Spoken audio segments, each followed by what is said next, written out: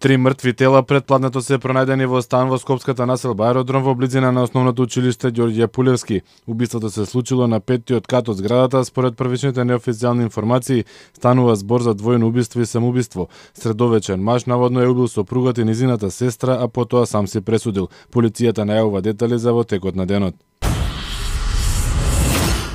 Судењето на 8 теми на демонстранти кои се сомнечат за насилно однесување во протестите против пресудата во случајот Монструм продолжува денеска. На предлог на јавното обвинителство сведочеа двајца полициски службеници кои критичниот ден ги обезбедуваа протестите. Одбраната на обвинетите реагираше за притворот на осумничените и побара да не им се суди за време на бајрамските празници. Во Македонија во последните 30 дена е регистрирана појава на 7 случаи кај кои лабораториски е потврдено присуство на бактеријата листерија, од кои 3 завршиле со смртен исход. 5 од пријавените случаи се со дијагноза листериозен менингитис или менингоенцефалитис, а 2 новородени деца се со дијагноза листериозна сепса. Во попладневните часови, територијата на Македонија ќе биде изложена на силно невреме со пореен дожд и град проследено со силен ветар и електрични празнења.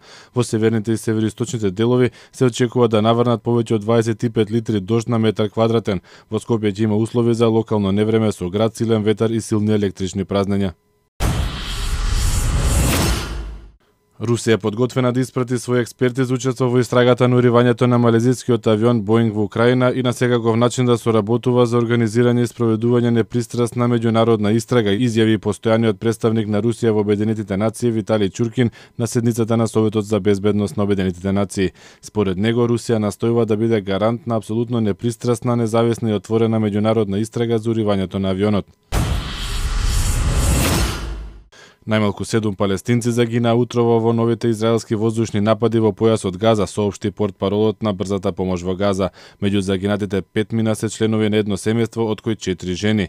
Најмалку 583 палестинци загинаа, а 3640 се повредени од почетокот на израелската воена операција во појасот Газа, која почна пред 2 недели.